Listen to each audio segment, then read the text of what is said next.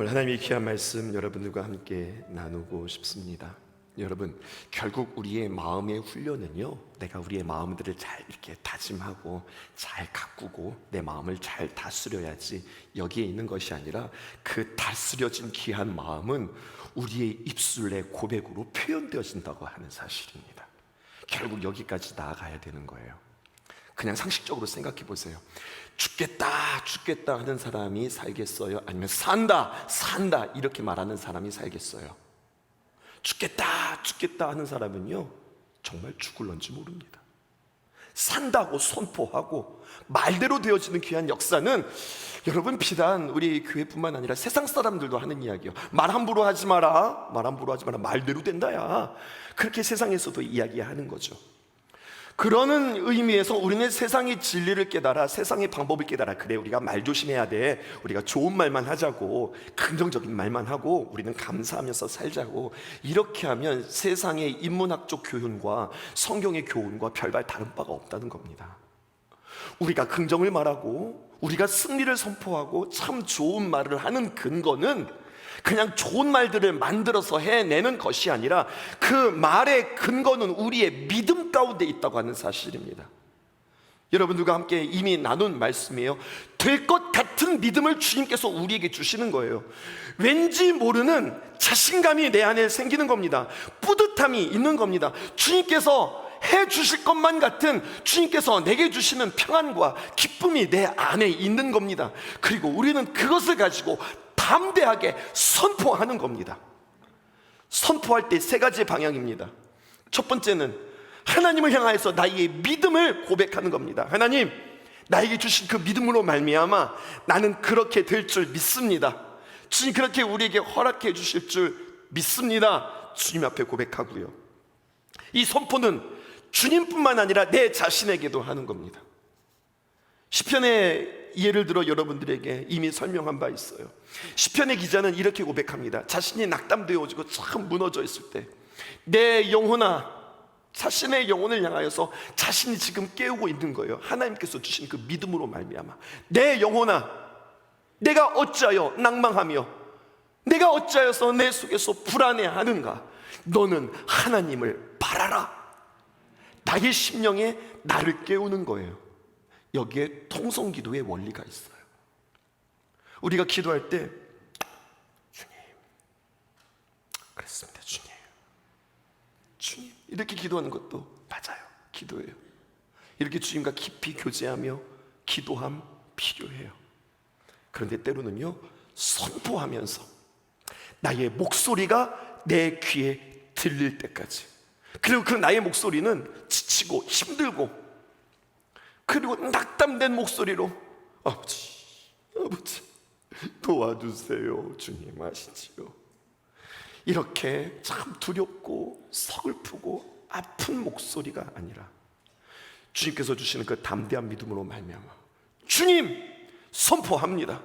주님 이루어 주실 줄 믿습니다. 주님, 나는 여기서 이렇게 포기하지 않을 것입니다.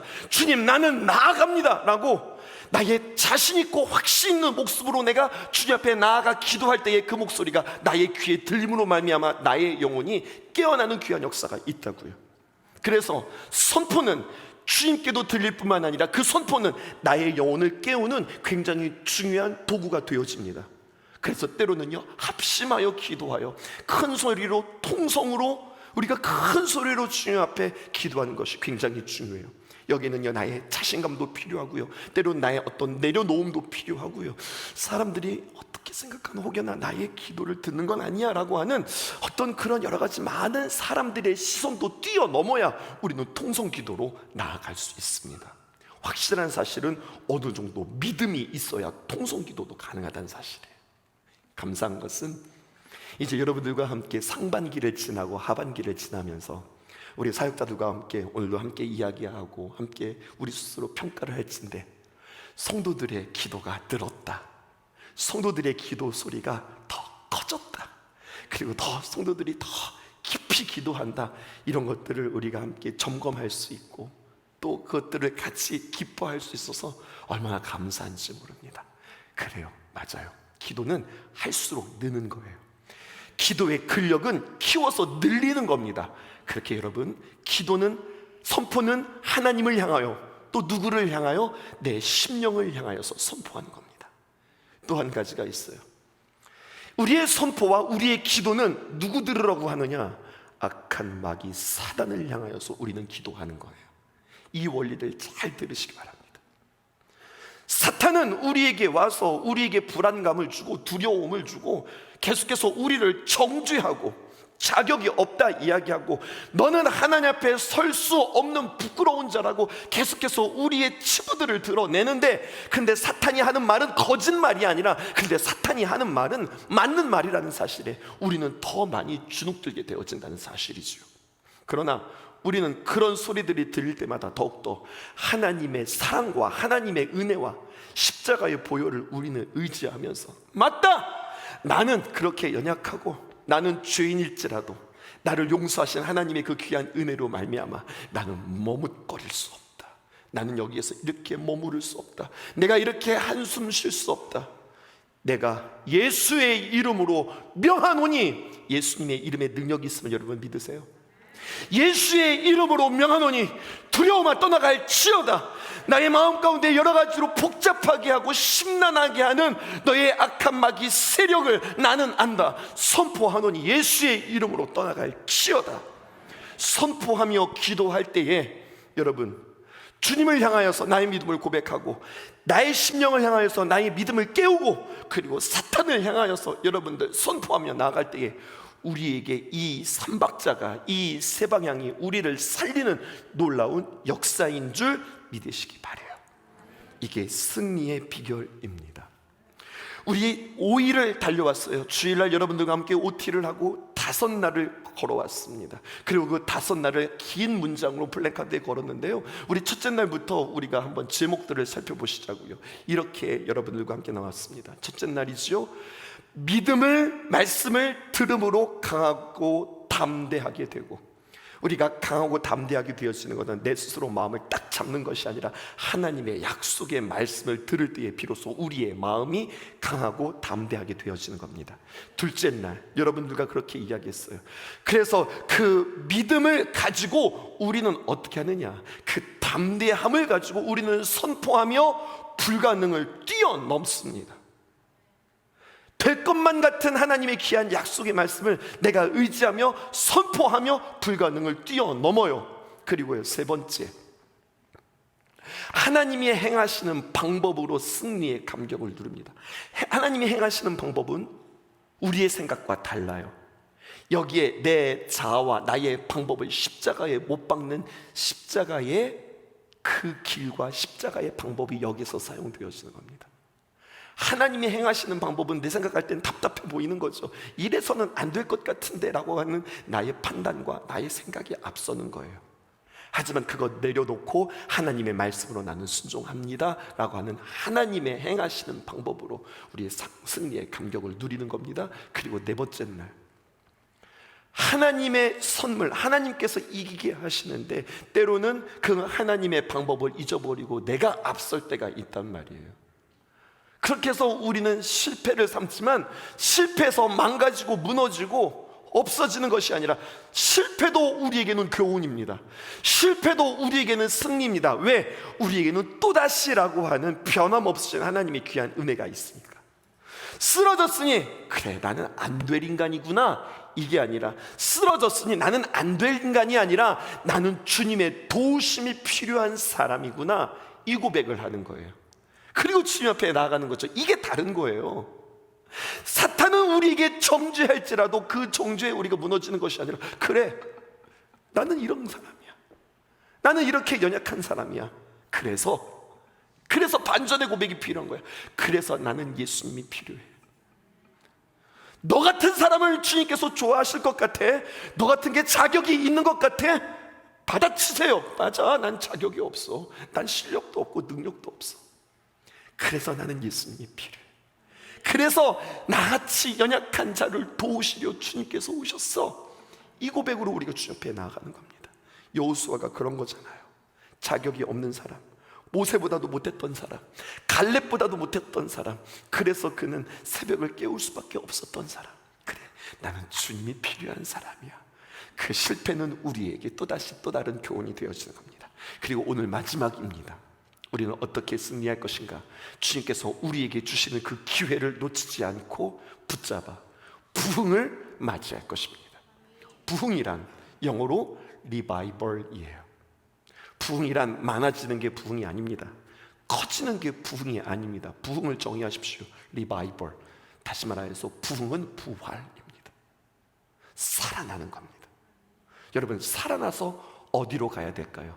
하나님께서 우리를 처음으로 만드셨던 그 첫 생명, 첫 형상, 첫 창조물, 창조되기 전에 그 모습으로 우리는 회복하는 거예요. 이게 부흥입니다.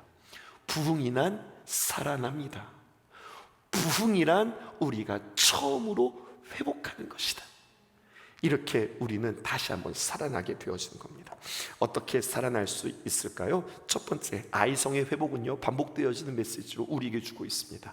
새벽에 꿇는 무릎에서 또다시 시작되었습니다. 여호수아서 3장 1절에 보니까 이렇게 기록되어져 있어요. 띄워주실까요? 여호수아서 3장 1절. 또 여호수아가 아침에 일찍이 일어나서 그와 모든 이스라엘 자손과 더불어 시딤에서 떠나 요단에 이르러 건너가기 전에 거기서 유숙하니라. 여러분, 요단강을 건너기 전에 이미 살펴본 말씀입니다. 여호수아는요, 새벽에 일찍이 일어났어요. 6장 12절입니다. 여리고성을 점령하기 전입니다. 또 여호수아가 아침에 일찍 일어나니 제사장들이 여호와의 궤를 메고, 여러분, 여리고성을 점령할 때도 여호수아는 일찍 일어났어요. 그리고 오늘 7장 16절입니다. 여호수아가 아침에 일찍이 일어나서 이스라엘을 그의 지파대로 가까이 나오게 하였더니 유다 지파가 좁혔고, 지금 이 사건은 어디 사건이냐면 그들이 이미 아이성에서 패배했고 그 패배의 원인을 깨닫게 하기 위해서 여호수아가 또다시 아침에 일찍이 일어났고 아간을 색출할 때 새벽에 일찍 일어났다는 이야기예요. 그거 아세요, 여러분? 아이성을 점령할 때만 새벽에 일찍 일어났다고 하는 표현이 없어요. 그리고 또다시 여호수아서 8장 10절에 또다시 아침에 일찍 일어났다고 하는 아침 스토리가 또 나오게 되어집니다. 8장 10절입니다. 여호수아가 아침에 일찍이 일어나 백성을 점호하고 이스라엘 장로들과 더불어 백성에 앞서 아이로 올라올 때. 성경이 반복하는 건 중요한 메시지라 하였죠. 사람이 일찍 일어나는 게 뭐가 중요하다고 지금 일찍 일어나며 이걸 4번씩이나 반복합니까? 또 중요한 사실은 아이성에서 패배하였을 때는 일찍이 일어났다라고 하는 그 메시지가 빠져 있다고 하는 것을 통하여 우리는 한 가지 결론을 내릴 수 있습니다. 계속 강조하지만 모세보다 못하고 또 갈렙보다 부족했던 두 번째 지도자 여호수아는 자신의 부족함, 자신의 연약함을 채우기 위해서 아침에 일찍이 일어나 다시 한번 실패를 그는 마음속에 깊이 아프게 새기며 그가 늘 했던 아침에 일찍이 일어나는 영적인 무기를 가지고 일어서서 그는 승리하는 겁니다. 여러분들에게 이런 문장을 만들어 보았어요. 여러분, 이렇게 한번 읽어보실까요?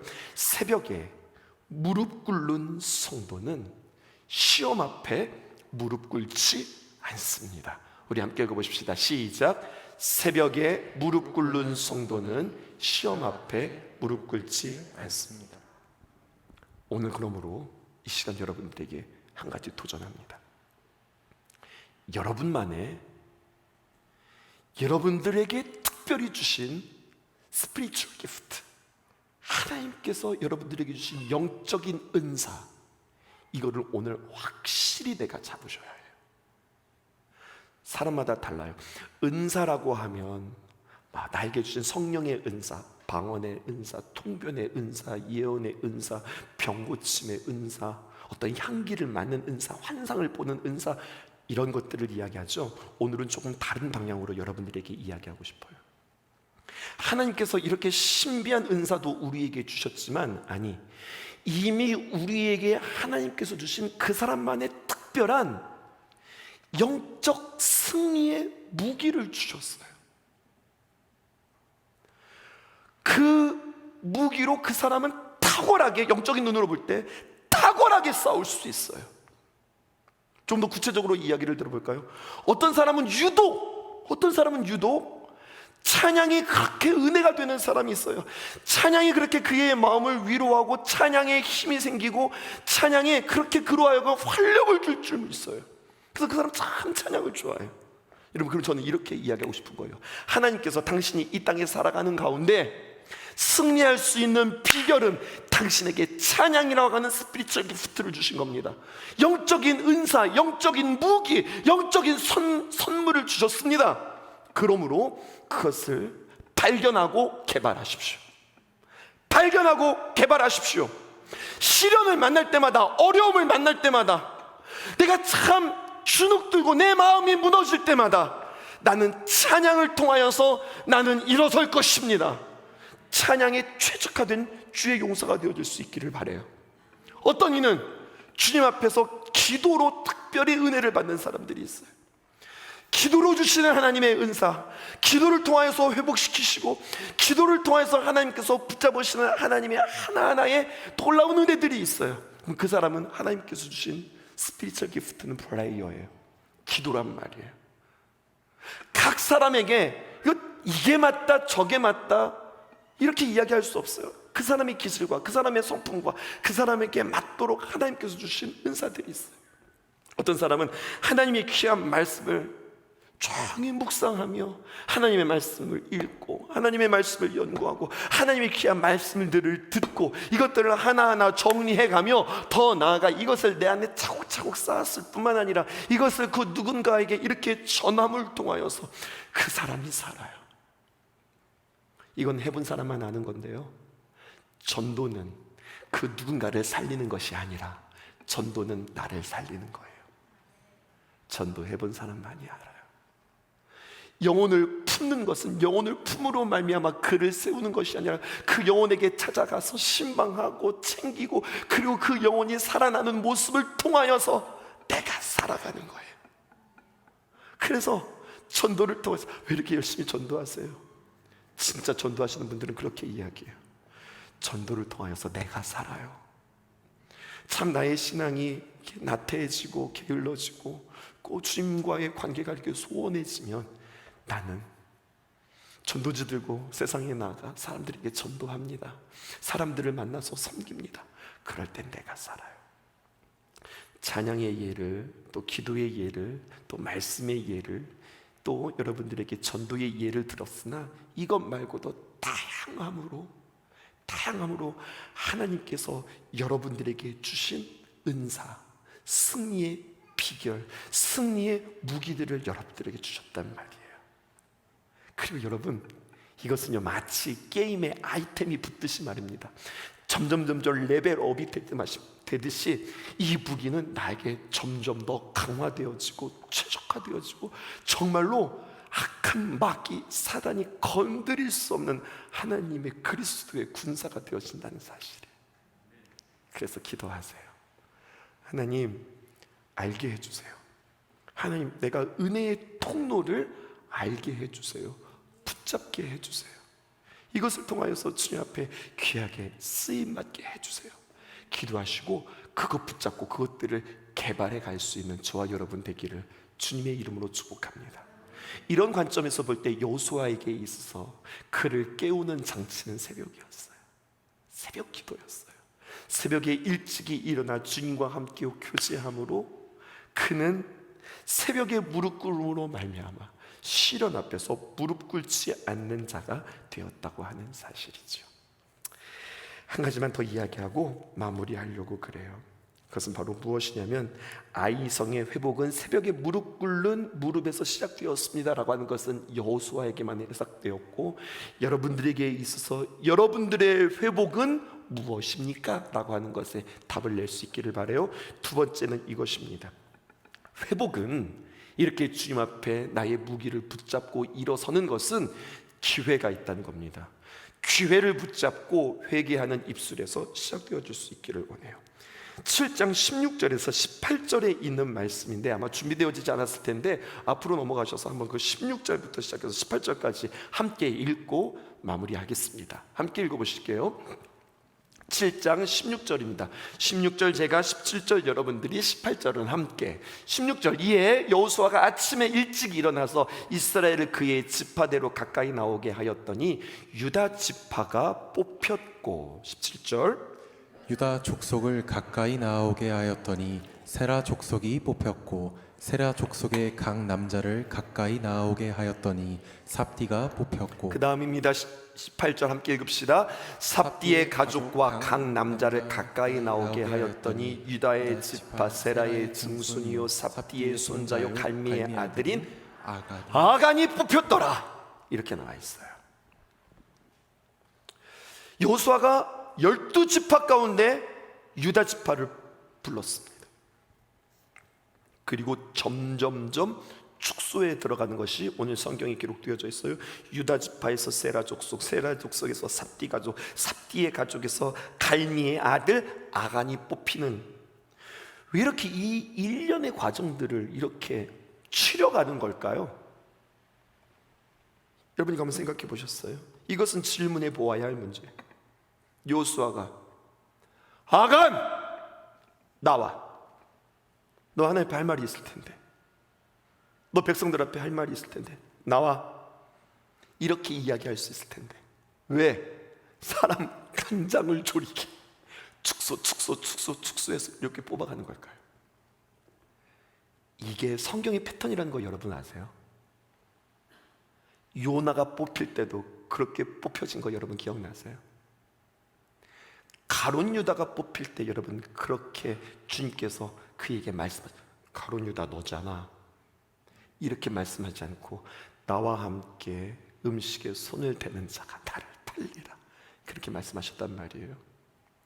사도행전에서도 마찬가지예요. 아나니아와 삽비라를 색출할 때도 마찬가지였습니다. 한 번에 찍지 않고 몰아가세요. 계속해서 당사자는 말을 본인은 알잖아요. 자, 여기서 굉장히 중요한 영적인 감각들을 발견해 보세요. 계속 당사자는 가슴을 졸이게 지파에서 족속에서 가문에서 가족으로 이렇게 좁혀갈 때에 왜 이렇게 번거로운 과정들을 오랜 시간들을 거쳐서 진행했는가?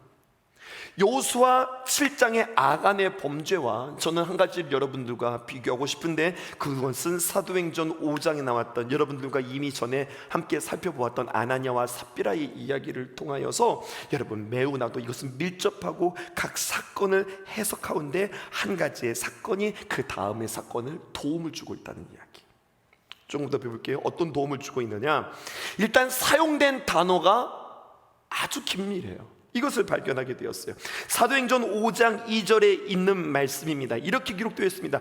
그 값에서 얼마를 감춤해, 이렇게 이야기했습니다. 어떻게 감추었습니까? 취해서 감추었어요.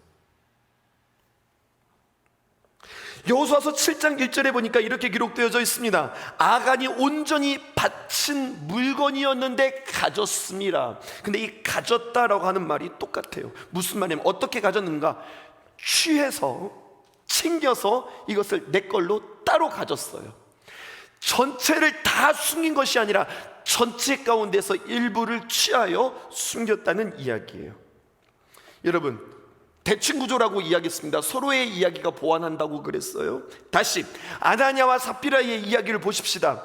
베드로 사도 앞에서 회개의 기회를 얻었어요. 아나니아야, 내가 하나님 앞에 모든 것들을 다 바쳤니? 물었단 말이에요. 이것은 무지해서 질문한 것이 아니라 그로 하여금 깨우치기 위한 기회의 질문이었습니다. 아간도 마찬가지였어요. 지금 하나님 앞에서 기회를 얻는 겁니다. 사도행전 5장 8절 또다시 아나니아와 삽비라 이야기를 볼까요? 이미 아나니아가 죽은 상태예요. 이때 삽비라 아내가 아무 영문도 모른 채 들어왔을 때 베드로가 삽비라에게 질문합니다. 이때 질문은 걸려 넘어지게 하려는 올무의 질문이 아니라 말해서 풀어지고 회개하게 하도록 하는, 어떻게 보면 그는 올무의 질문이 아니라 해방의 질문이다, 이렇게 표현하고 싶어요. 베드로가 이르되 이 땅 판값이 이것뿐이냐? 내게 말해라, 내게 말해라 라고 하는 건 무슨 말입니까? 베드로는 다 알고 있다는 이야기예요. 알면서 왜 물어? 그에게 기회를 주고 있는 거예요. 삽비라의 대답 보세요. 사도행전 5장 8절 하반절에 그 기회를 이렇게 놓쳐버렸습니다. 예, 이것뿐입니다. 조금도 망설임 없이. 여러분, 이 찰나, 이 순간 아담과 하와의 이야기를 통해서 여러분들과 함께 나눈 바 있죠. 선악과를 바라보고 따서 잠시 머뭇거렸던 거예요. take의 과거인 took and it의 과거형 ate it, 땄다. 그리고 이걸 먹어 말아. 찰나의 시간들이 있었는데 모르겠다, 먹어버렸어. 그런데 아나니와 삽비라에 볼 때는요, 그들에게 기회가 딱 주어졌어요. 내가 이것뿐이냐?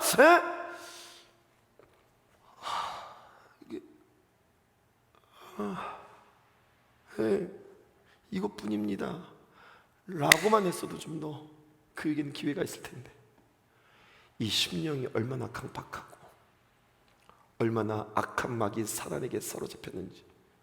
이것뿐이냐?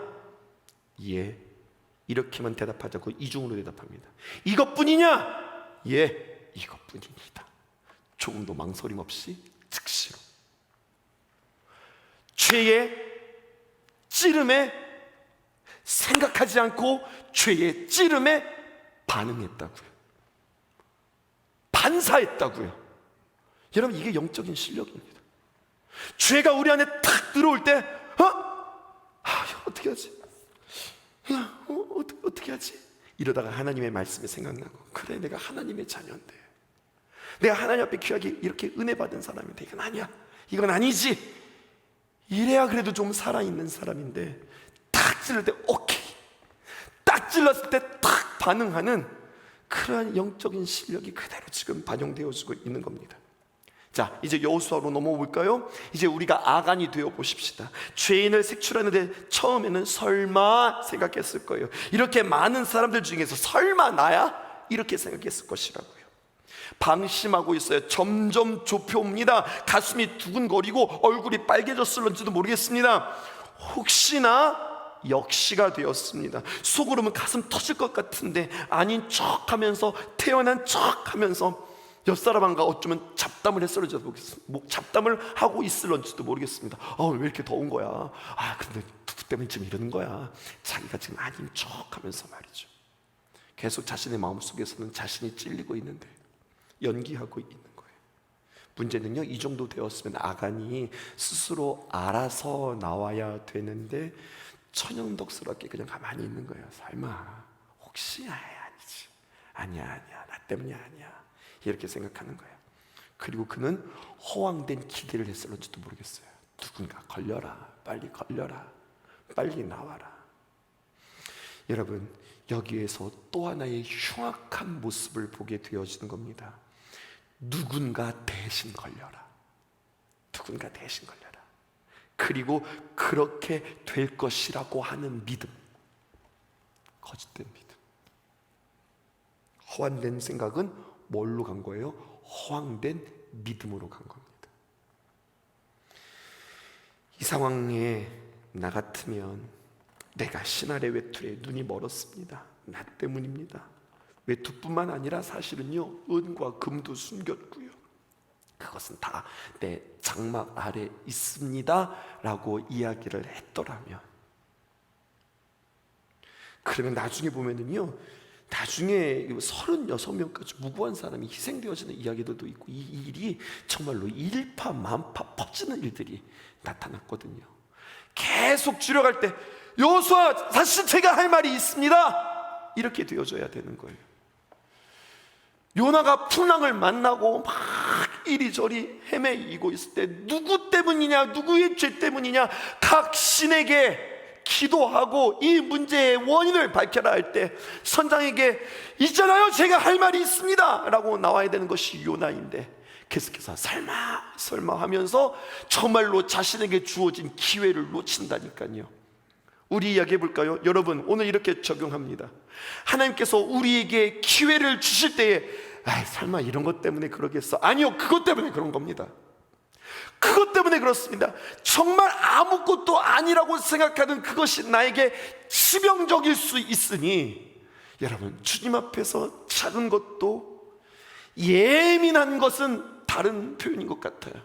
좋은 표현이 아닌 것 같아요. 부정적인 표현인 것 같아요. 예민한 게 아니라 우리는 주님 앞에서 민감하여서 혹여나 내가 주님 앞에 불충한 이것 때문에, 내가 주님 앞에 부족한 이것 때문에 이렇게 고통당하고 이렇게 어려움 당한 것은 아닌가, 내 자신을 점검하는 것. 그러니까 승리는요, 결국 점검이네요. 두 가지 점검입니다. 첫 번째, 무기를 점검하시고, 두 번째, 죄악을 점검하십시오. 이것이 우리에게 살아가는 비결이라고 하는 이야기죠. 이것들을 우리가 주님 앞에 훈련하는 겁니다. 그래서 믿음의 행군 가운데 우리는 이번엔 마음의 훈련이라 하였어요. 하나님의 귀한 말씀을 듣고 말씀의 조명 앞에 우리의 자신들이 발견되어서 무기를 발견하시고, 또 우리의 치명적인 우리의 급소를 발견하셔서 주님 앞에 보완하고 발전해 나가는 저와 여러분들 되어지기를 주님의 이름으로 축복합니다. 우리는 주님과 함께 이제 감사주일을 맞이합니다. 내일 토요일은 우리가 함께 새벽에 나와서 감사주를 준비하며 중보하는 귀한 예배들을 드릴 거예요. 새벽 1부 또 새벽 2부 함께 나와서 함께 중보하며 기도하십시다. 매년마다 맞이하는 맥주 감사주일이에요.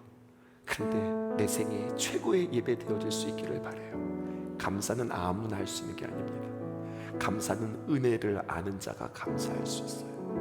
그렇게 주님 앞에 귀한 감사의 고백으로 주님 앞에 올려드리고, 특별히 더욱더 드려지는 귀한 예배 되어지길, 특별히 여러분들과 함께 이미 오래전부터 우리는 계획했고요, 준비했던 연합 찬양대를 여러분들 앞에 세울 생각입니다.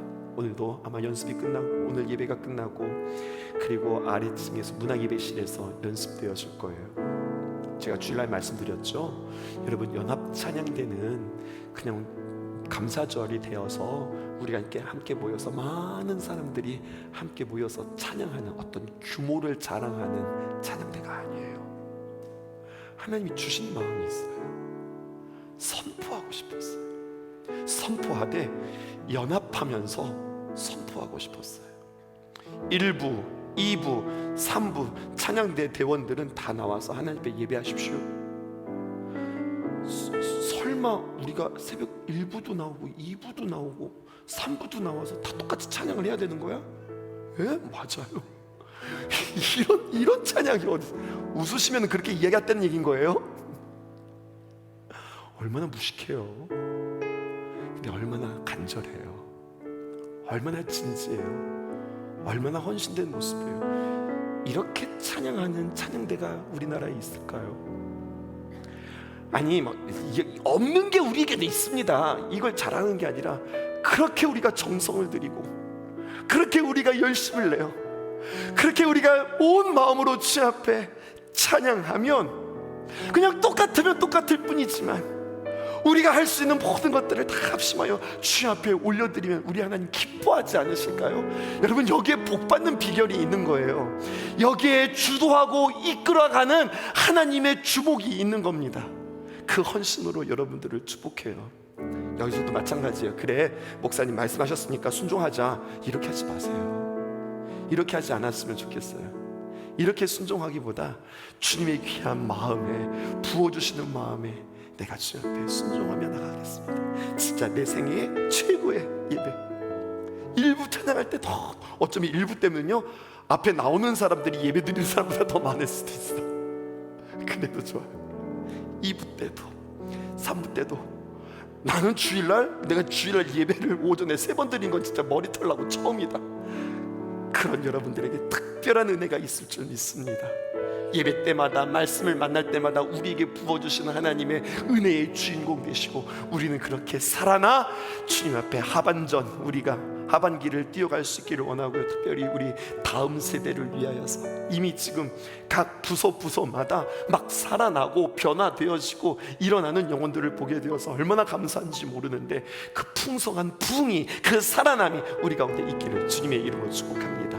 현재 8시 15분이고요 우리 20분까지 5분 동안만 열심히 주님 앞에 기도하시고, 우리 더 기도하실 분들은 이곳에서 기도하시고, 특별히 여러분들에게 사명 주셔서 찬양하셔야 될 부분들은 저와 함께 밑에 내려가셔서 우리 문화집회실에서 또 주님 앞에 귀한 찬양으로 영광 돌리겠습니다.